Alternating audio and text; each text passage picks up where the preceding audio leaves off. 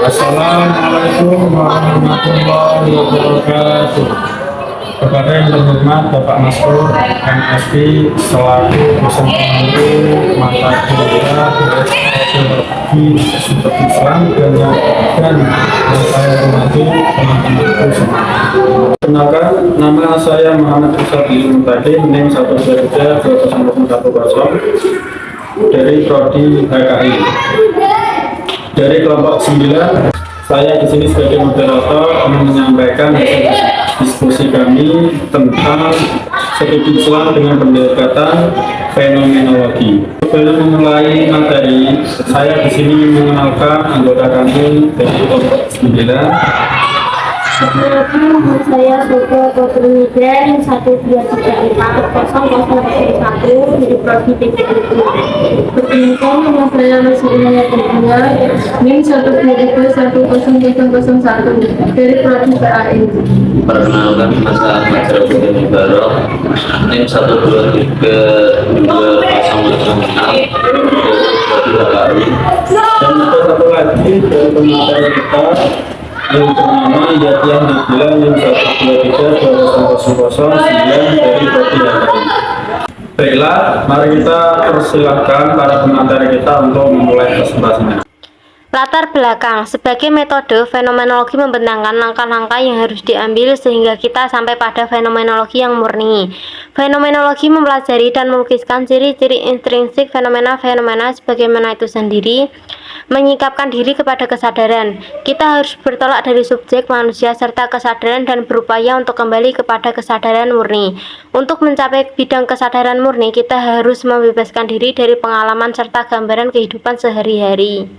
Lanjutan, fenomenologi adalah sebuah studi dalam bidang filsafat yang mempelajari manusia sebagai sebuah fenomena.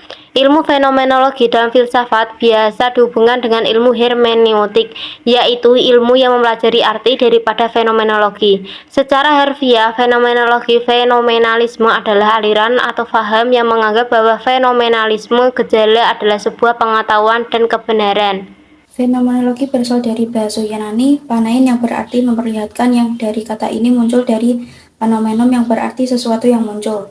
Atau sederhananya, fenomenologi dianggap sebagai fenomenologi berasal dari bahasa Yunani yang asal katanya adalah phenomenon dan logos. Phenomenon berarti yaitu yang muncul dalam kesadaran manusia. Sedangkan logos berarti ilmu, fenomenologi berarti studi tentang phenomenon atau yang muncul sendirinya. Istilah ini diduga pertama kali diperkenalkan oleh filsuf Jerman Edmund Husserl. Namun menurut Koklemas, istilah fenomenologi digunakan pertama kali pada tahun 1765. Dalam filsafat, kadang-kadang disebut juga pula dalam tulisan-tulisannya Kant.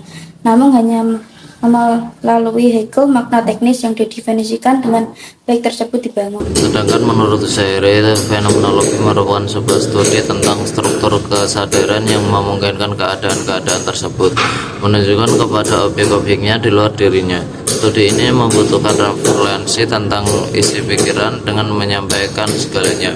Husserl menyebut tipe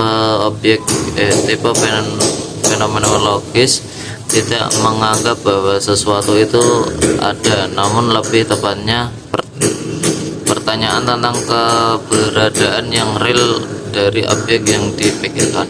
Husserl memunculkan beberapa poin penting, namun yang nantinya menjadi titik tolak metodologis yang memiliki bernilai bagi fenomenologis agama adalah epics dan edification. Epoch merupakan merujuk kepada mereka menunda semua pikiran, atau ia sama dengan makna pengurangan atau bracketing.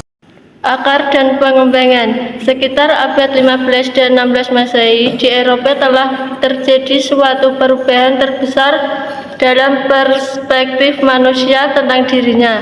Hal ini dikarenakan di abad pertengahan manusia memandang segala hal dari sudut pandangan ketuhanan. Kaitannya dengan Tuhan yang menciptakan, mengarahkan, mempertahankan, serta penyelamat manusia dan seluruh alam raya. Selanjutnya munculnya modernitas mengubah paradigma berpikir ini. Bahkan peralihan tersebut pada satu keadaan bersifat destruktif, reformasi abad 16 yang menolak banyak klaim gereja, serta dasar-dasar ateisme yang dirumuskan oleh filsuf era itu.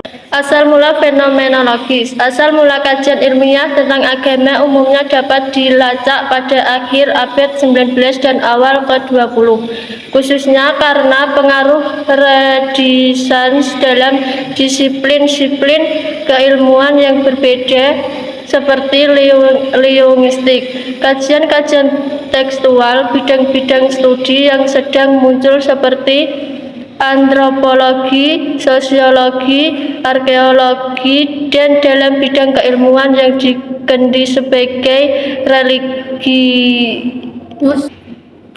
dikenal sebagai sains agama. Tujuan utama dan keilmuan tersebut pada masa-masa awal adalah untuk memberikan deskripsi yang objektif, khususnya untuk komunitas akademis Barat.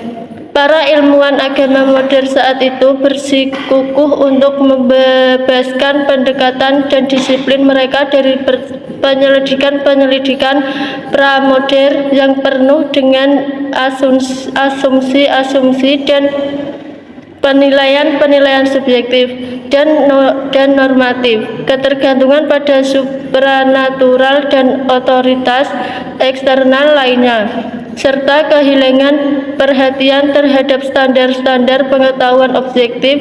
Para ilmuwan agama modern saat itu bersikukuh untuk membebaskan pendekatan dan disiplin mereka dari penyelidikan pramoder yang penuh dengan asumsi-asumsi dan penilaian subjektif dan normatif, ketergantungan pada supranatural dan otomatis eksternal lainnya, serta kehilangan perhatian terhadap standar-standar pengetahuan objektif yang akurat. Kesimpulan, fenomenologi berasal dari bahasa Yunani, painan, yang berarti memperlihatkan. Yang dari kata itu muncul kata painan yang berarti sesuatu yang muncul. Atau sederhananya, fenomenologi dianggap sebagai kembali pada benda itu sendiri. Back to the things themselves.